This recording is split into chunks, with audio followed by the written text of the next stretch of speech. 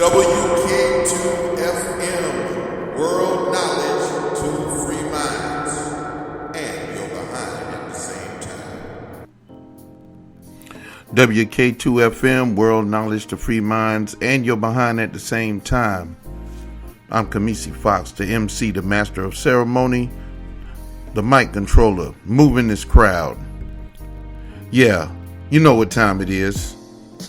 Take the pillow from your head and put a book in it. It's time to crack these books open. You know what I'm saying? Going into the books, because that's the foundation. That's where the knowledge is. That's where everything is hidden. We going inside Passive Aggressive Racism in the System of White Supremacy by Philip Scott of the African Diaspora channel. You know what I mean? Yeah, we're going to go on in. Philip, we're going in from where we left off last time. We're going into chapter 3. You know, the brother went over a couple of things, couple of ways that, you know, white people try to sneak this and do things. And he calls it passive aggressive racism. So, you know, we all encounter that in our interactions with white people, wherever we interact with them at, usually at the workplace, sometimes at school, but, you know, our personal space, not so much. But when you come in contact with them, these are the type of things you're going to be familiar with every one of these different tactics. Chapter 3, backhanded compliments. Yeah, backhanded compliments. That means somebody sneak dissing. We call that sneak dissing. You know what I mean? Let's get it. The purpose of backhanded compliments is to offer insults cloaked in kind words and niceties. The person wants you to think they're complimenting you when they are mean-spirited. I'd rather you come out and tell me you don't like me instead of you pretending to be my ally. You must be a good listener, capable of reading between the lines to catch backhanded compliments. Unfortunately, some people have a hard time listening for the real message behind words. They need concepts explained in direct terms. Yeah, they're like that, especially when it comes to the people that they want acceptance from. Yeah, and if you want acceptance from a people, you often overlook when you're being dissed. I've seen that happen all the time, and I'm pretty sure you have seen it too. So he goes on to say, deception is a major component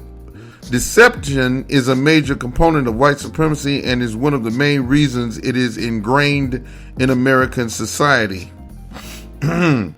Since inception, yeah. When white people convince themselves and others the phenomenon does not exist, white supremacy festers and grows like the weeds in an untended garden. All right, have you ever noticed that when white supremacy is mentioned, most Caucasians in America play dumb? Sure do. Some will go so far as denying the existence or even ask, what is white supremacy? Don't respond because they know what it is and depend on it daily. White supremacy only exists to oppress non-whites. Amen. They will play dumb on you. They'll act like they don't know. They'll do all that they can to get you off of the idea of white supremacy. It's not in their interest to acknowledge it because they depend on it for their daily bread. It's their everything. Without it, they would all probably commit suicide. To ask them to have to compete in a fair competition with the rest of the people of the world, nah, they ain't with that. They need that system of white supremacy, that position, and everything is given to them just because their skin is white. They got to have it like that, no matter what they say. You know, you have to notice yourself as a black person. You can't expect the white supremacist or a white person to tell you that or to agree with you on that, ever. Okay? So Brother Phil moves on to say, As I study new stories involving white supremacy, it amazes me that the practice of white supremacy is life and death for them. They will risk everything just to be or sound racist. We will explore common backhanded compliments used as trickery for those who aren't paying attention. Yes? Yep, they do it all the time. And one of the examples he starts out with is, "You're very smart." Gotta laugh. You're very smart. I mean, some of y'all have heard that. Most people wouldn't question it if someone complimented their intelligence. You're very smart. Sounds like praise, an acknowledgement of your knowledge and wisdom. Remember, it's not what you say, but how you say it. A person's body language, tone, and inflection are as much a part of a communication as words. Did you notice the look of amazement and shock at the moment of realization? They are shocked and amazed at your intelligence because they form their opinions about black people on ugly and baseless stereotypes. From their perspective, black people are uneducated, a race of people that can't read or think for themselves.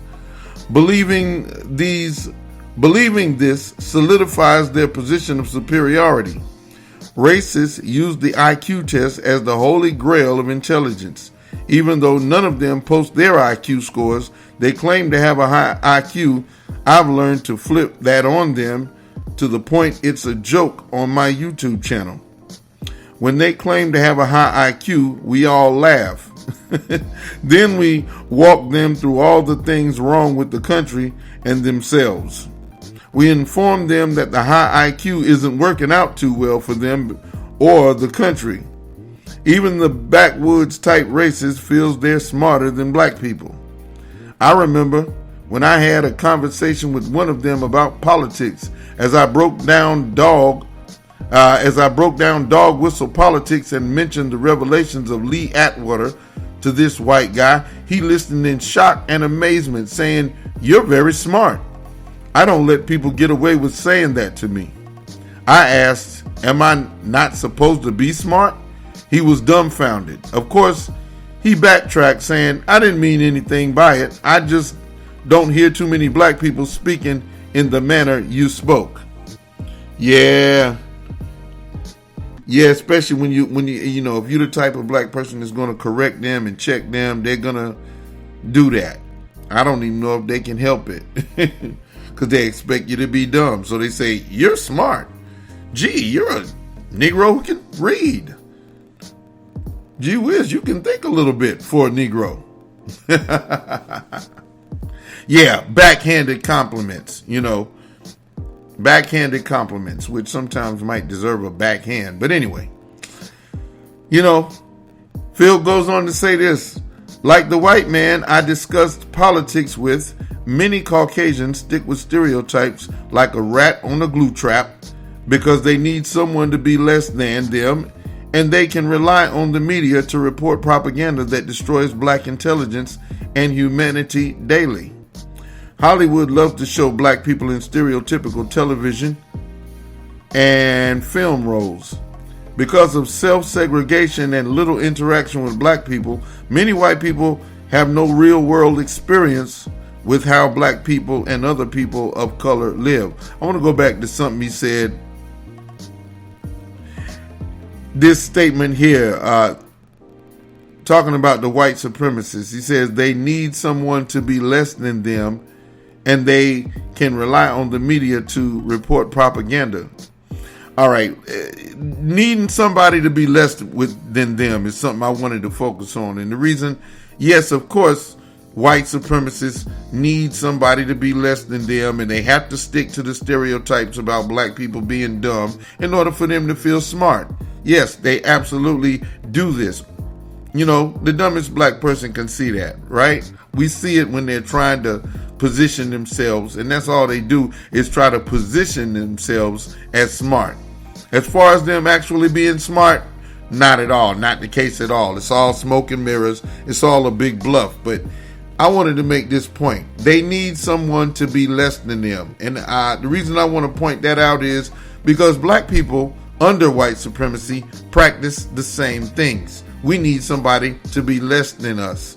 So what we do is we try to, a lot of us, we try to take on that position of a white supremacist, and we do that, act that way towards other black people in the other economic class, or a lot of times we like to do that with immigrants. We need somebody to be less than us. It doesn't matter, it's other black people, it's people who have and the have-nots. We need a group of black people to be less than us. Some of us who consider ourselves educated will call other black men who don't have the formal education, start calling them names like Pookie and Ray Ray, and with the females it's Shaniqua. I mean, it's just a lot of, what I'm saying is this, to sum it all up, we take on those bad traits too. Being under white supremacy, many black people are white supremacists, and I would go so far as to say the majority of us are white supremacists, because we do show through our actions that we believe that the white man's ice is colder. Each and every time we fail the doll test, Okay? Let me move on. Brother Phil goes on to say, I might have to read this all over again. Like the white man I discussed politics with, many Caucasians stick with stereotypes like a rat on a glue trap. Yeah, let me move on down here. Learning the cultures is important to me because it helps me to avoid stereotypes. When I speak to others, I have no preconceived notions of intelligence, employment, or other demographic factors. I don't like black. Here's one of the statements that backhanded compliments.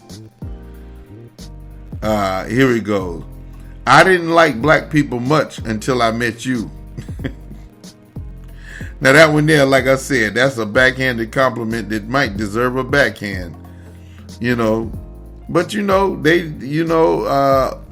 the white supremacists can't control their mouth, so sometimes they just say a lot. Their white supremacy is going to spill out in different ways, and just like Brother Phil said, it's up to you to catch it. Yeah, something like this might spill out, and some of us, we'll let them slide over stupid statements like this. I didn't like black people much until I met you. That was almost funny, Brother Phil goes on. It amazes me how they think this is a compliment to a black person. How are you going to tell a person you didn't like their race until you met this one black person? Any black person that would feel happy at that statement is what we call a coon. Oh, ouch, you didn't say that, did you, Phil? When we use the word coon, we are describing a black white supremacist. My word choice is no mistake. White supremacy is more the KKK or alt-right. The KKK, neo-Nazis, and alt-right are extreme forms of white supremacists. A white supremacist is any person that supports white supremacy. There are more white supremacists than those in the KKK or alt-right groups. Any person, no matter the race, can be a white supremacist. Thank you, Brother Phil, because I was getting ready to go there. I was going to say, and as I've already said, that most black Americans are white supremacists. Oh, yeah. And that's based on our actions and deeds and words. If you follow the actions and deeds and words and put it all together, from the average black American, the colored stuckness, when you look at the rap videos or any music video, you only see one type of woman, one shade of woman.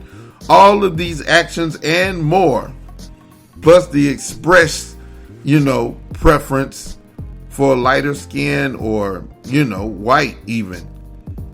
We speak our white supremacy just like the white person does. Black people spit white supremacist talking points out all the time and may not realize that that's what it is because we don't check each other on these things. Well, Brother Phil goes into detail about these right here. And oh boy. Yeah, this is WK2FM, World Knowledge to Free Minds, and you're behind at the same time. I'm Khamisi Fox, the mic controller, the master of this ceremony, and I'm here to move the crowd. We're cracking open the book, Passive Aggressive Racism in the System of White Supremacy by Phil Scott of the African Diaspora Channel. I think I said that right. I hope I did. But you go check him out. Go subscribe to Brother Phil. All right. The origin of the word coon is rooted in white supremacy. The word coon originally came from a song called Zip Coon back in 1829. The song used the same melody as another popular song called Turkey in a Straw. You may have heard of this melody on ice cream trucks. It floored me when I learned that a melody from my childhood was a racist song. However, we took one of their own words to describe black people who support white supremacy.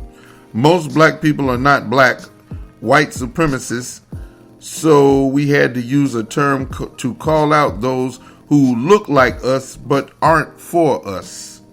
And I think they did a good job with coon. A lot of people don't want to say that. They'll treat coon just like they treat the quote-unquote N-word. All right? You know, a lot of us, we are very, very, very much invested in, butthurt about terms.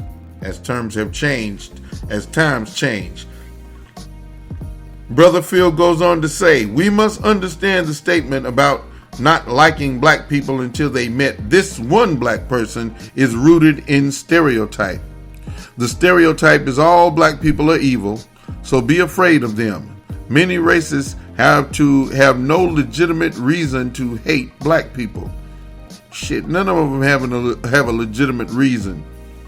In most cases, their encounters with black people are so limited until they take one bad experience and apply it to the whole. Now, that black people are very guilty of that all across the board. The ADOS and FBA, Foundation of Black American, or just the Black American person who ain't into any of that,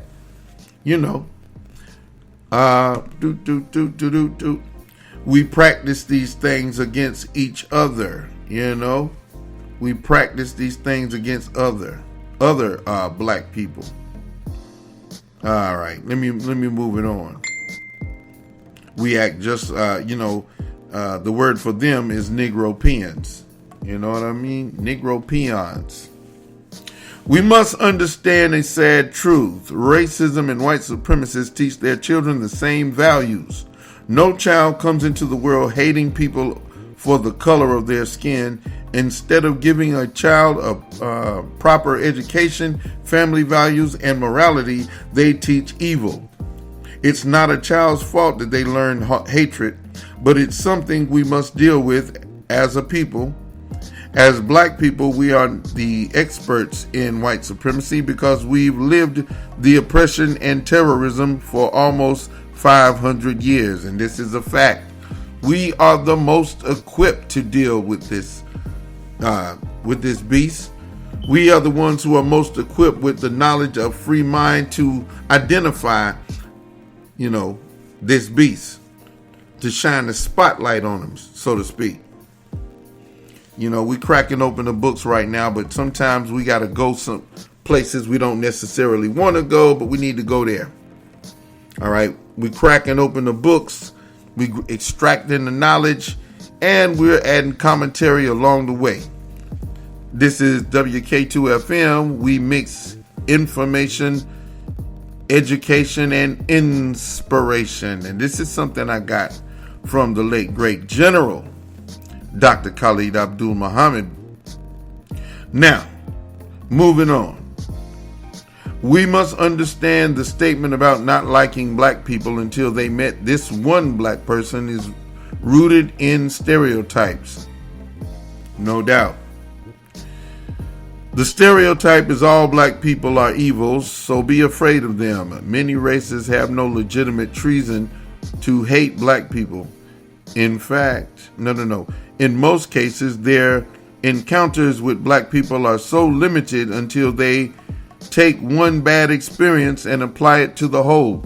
Now, working where I used to work, which is at a national gallery, when people from around the world come, and you will find people who are amazed, first of all, that you have a job. Where they're from, black people are tore down and beat up. Well, they used to come in the gallery and they used to want to talk us to death because they wanted to hear us talk, and they would stare at us and look at us like, wow, gee whiz. But that's what we're dealing with. And we have no business trying to be accepted by a people with a mentality such as that towards us.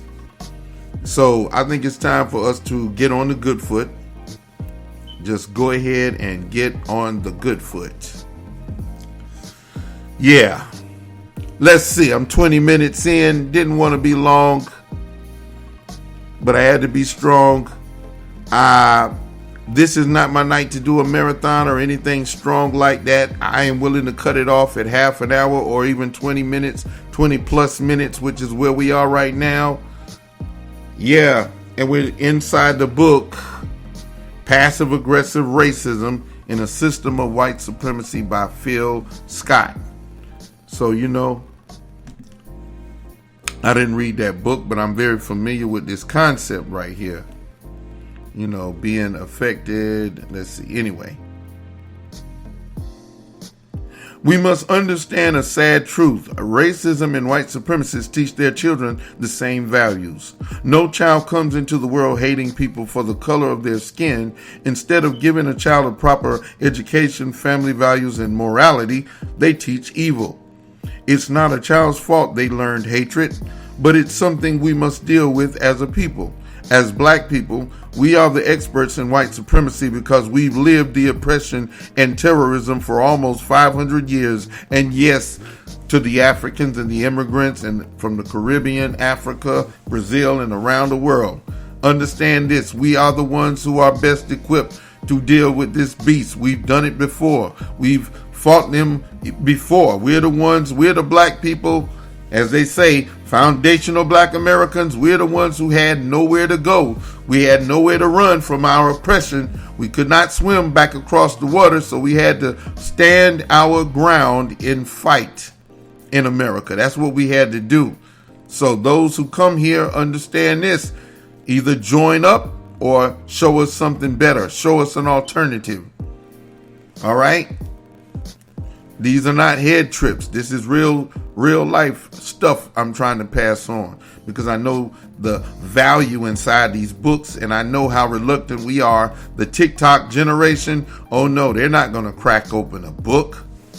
That's my job, and to go into the books so you can extract out what you need and leave the rest.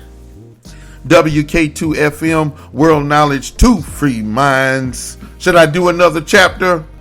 We've already come to the point where we're at another chapter. Well, let me see what it says. This is one of those backhanded statements that white people will make to a black person. Quote, I didn't like black people much until I met you. Okay, so you're the special one.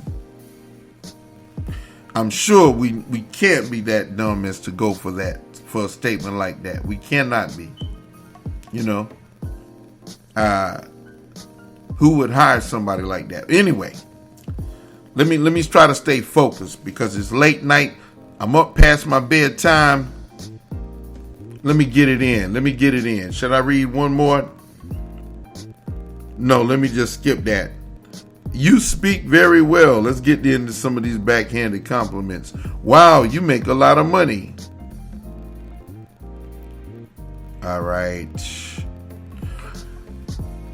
I jumped over here to chapter 4. It says ignoring or saying nothing about white supremacy. Yeah, that's what most of them do. They will ignore it. And when it manifests itself, like what you see with Whoopi Goldberg, they just have nothing to say. That's all. That's their modus operandi. The modus operandi of the white supremacists doesn't change. It only changes with circumstances, but hey, leave it up to the average rank and file white person and they will, They will be silent or even agree with, something the alt-right might be pushing. Just to give an example. Like I said, it's late, it's past my bedtime. What could happen if I remain on here is I could start rambling. Something that happens when you get sleepy and things like that. No. I have to complete this task. I had to crack open that book, another book. Yeah, we had fun cracking open, just regular books. And I'm glad to be okay. Anyway, like I said, I could start rambling. I got to watch myself. It's late. It's up past my bedtime. This is Khamisi Fox for WK2FM. I've cracked open the book. Went into chapter 3 of the book, Passive Aggressive Racism in the System of White Supremacy by Brother Philip Scott. And I'll just say some closing remarks about this work. We need this. A lot of us need this because a lot of us don't think. Really, what we really need to do is to turn off the smell-o-vision and, the passive-aggressive racism. We would be able to see it much clearer when our brains are not scrambled. So if you want to be a real help and on par with the subject, turn off the television. Turn off the television and tune out from the nonsense like passive aggressive racism in the system of white supremacy. No, that's not good. And I'm sure that the book, as it goes on, it continues to not be good. Anyway, this is Khamisi Fox. This is WK2FM, the brainchild of Khamisi Fox and DJ Wayne, the Mix King. Yeah, we're going to step on off. WK2FM, world knowledge to free minds and your behind at the same time. WK2FM, world knowledge to free minds and your behind at the same time. Yeah. Yep, so there you have it. But I will say this, that I do have to go ahead and pack it up. I do have to roll it up and roll up out of here. Yeah, because I don't get any support, I have to, work. Not for myself, not for any of my people, but work because I'm told to work. I have to do it. I've done it before. Anyway, like I said, I'm drifting and I can't let myself drift too far. Let's get on up out of here. It's Khamisi Fox for WK2FM, world knowledge to free minds and your behind at the same time. Khamisi Fox and DJ Wayne, the Mix King. We're going to be doing some things on WK2FM, so get on over there. Other links are in the description box. Support the efforts. Hit the Cash App up. This is Khamisi Fox for WK2FM, world knowledge to free minds, and I'm signing off. WK2FM, world knowledge